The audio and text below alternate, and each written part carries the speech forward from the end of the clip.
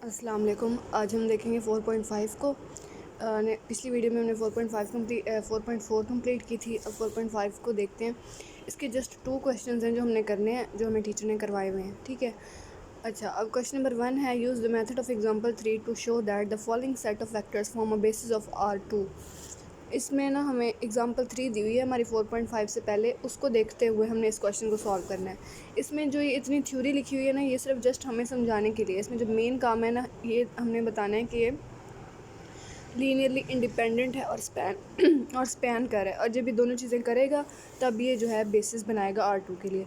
ये सारा प्रोसीजर ये जो लिखा हुआ है, ये जस्ट समझाने के लिए। जो मेन काम हमने इसमें करना है ना, वो इसका determinant not equal to 0 prove करना है। जब नॉट इक्वल टू 0 होगा तो इसका मतलब है कि ये बेसिस बना रहा होगा। अब इसको पढ़ते हैं। जो उन्होंने लिखा है वो must show that these vectors are linearly independent in span R2।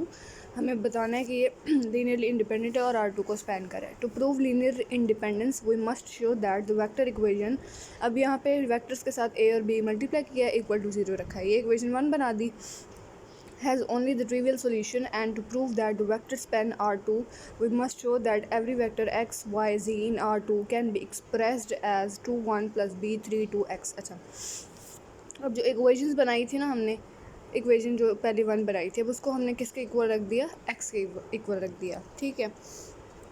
By equating corresponding components on the two sides, these two equations can be expressed as the linear system 2a plus 3b is equals to 0। अब इसमें a को अंदर multiply करवाया है और b को अंदर multiply करवाया है।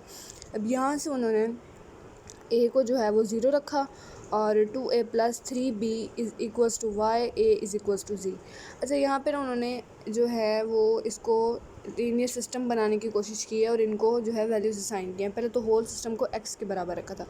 ये थ्योरी इतनी मतलब करने की ज़रूरत भी नहीं है। इसमें जस्ट उन्होंने ना समझाया हुआ है कि नॉन ट्रिवियल सॉल्यूशंस और होमोजीनियस लीनियर सिस्टम ये चीज़ें क्या होती हैं। उनको करते हुए हम लीनियर इंडिपेंडेंस बनाएंगे और इसको स्पैन करवाएंगे, तभी वो बेसिस परफॉर्म करेगा।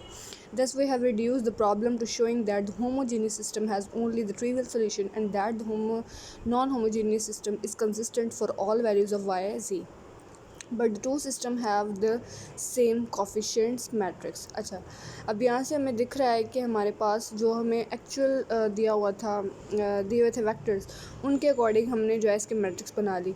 2 3 और 1 और 0, ये हमारी एक मैट्रिक्स बन गई। ठीक है। अब इस मैट्रिक्स का जब हम डिटर्मिनेंट लेंगे तो वो नॉट इक्वल टू 0 होना चाहिए। डिटर्मिनेंट आपको लेना आता है, वो हम लेके देखेंगे। 2 को 0 से मल्टीप्लाई करवाएंगे और 1 को 3 से, और बीच में माइनस का साइन होगा। 2 0 होके 0 के साथ मल्टीप्लाई होकर 0 हो जाएगा, और 1 को 3 से जब करवाएंगे तो वो आ जाएगा माइनस का बीच में साइन आएगा और 1 3 से 3 आएगा।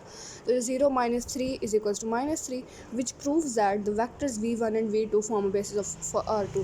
अब इस क्वेश्चन में जो इतना लंबा उन्होंने लिखा हुआ है ना, बस काम सिर्फ हमने इतना करना है कि हमने डिटर्मिनेंट निकालना है, इसका determinant not equal to 0 prove करना है। बाकी इसमें कोई इतनी मतलब साइंस लिखने की ज़रूरत भी नहीं है और ना इसमें कोई इतनी ज़रूरत है। बस जस्ट हमने शुरू में थोड़ा सा बता देना है कि ये तब जो है वो बेस बनाएगा जब ये लीनियरली इंडिपेंडेंट होगा, और जब ये एक तो लीनियरली इंडिपेंडेंट होगा और स्पैन कर रहा होगा। ठीक है। उसके बाद अगर हम थोड़ा सा फर्दर इसको मतलब ये जो थ्योरी लिखी हुई है, अगर इसको हम थोड़ा सा सॉल्व भी कर दें आगे, तो जैसे इन्होंने इक्वेशंस बनाई हैं तो वो अच्छा हो जाएगा, और नहीं भी करेंगे तो इतना कोई मसला नहीं, क्योंकि हमने जस्ट डिटर्मिनेंट को नॉट इक्वल टू 0 प्रूव करना है। बट वो बताना एक अच्छा हो जाता है, आपके इम्पैक्ट अच्छा पड़ता है, क्वेश्चन में मार्क्स ज़्यादा मिल जाते हैं।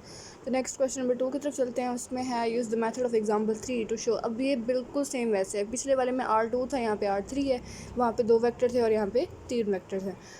काम सारा वही है, वही थ्योरी सारी लिखी हुई है। और एंड पे जो है इन्होंने इसको a के साथ मल्टीप्लाई करवाया, b के साथ, c के साथ। पहले तो जस्ट a b के साथ हमने मल्टीप्लाई करवाया था, एंड देन फिर उसको बाद में उन्होंने x के बराबर रखा। जो x हमारे पास पीछे सेट दिया हुआ है, उनको उन्होंने y, z और q के इक्वल लेट किया हुआ है। तो उसके बाद इन्होंने अंदर a को मल्टीप्लाई करवाया, b को करवाया, c को करवाया, और सबको इक्वल रखा 0 के, पिछले क्वेश्चन की तरह। फिर इन्होंने जो पहली इक्वेशन बनी है उसको y के इक्वल रखा, जो दूसरी बनी है उसको z के इक्वल रखा, और जो तीसरी बनी है उसको क्यू के इक्वल रखा, ठीक है, क्योंकि हमें एक्स को जो हमारे पास सेट था वो वाई इज क्यू था, और ये होल इक्वेशन जो हमारे पास ऊपर बन रही है वेक्टर्स की वो एक्स के बराबर है। तो एक्स की इधर वैल्यूज़ पुट कर देंगे अलग अलग करके इक्वेशंस को, एक को वाई दे दिया, एक को जी दे दिया, एक को क्यू दे दिया। अब उसके बाद जो हमारे पास एक्चुअल वेक्टर्स बन रहे थे तीनों जो हमें दिए हुए थे क्वेश्चन में, उनके अकॉर्डिंग हमने बनानी है अपनी मैट्रिक्स बना के उसको डिटर्मिनेंट लेंगे। अब 3/3 का डिटर्मिनेंट आपको पता है कि एक्सपैंड करके हम लोग लेते हैं, उसको एक्सपैंड के तरीके से करते हैं। 2/2 का तो हम डायरेक्ट ले सकते हैं, तो इसको एक्सपैंड बाय R1 करें या R2 करें, आपकी मर्ज़ी है। R1 से इसको एक्सपैंड किया हुआ है, और जब इसका डिटर्मिनेंट हमने लिया हुआ है तो that is not equal to 0। 26 determinant आया हुआ है which proves that the vector v1 v2 and v3 form a basis of R3।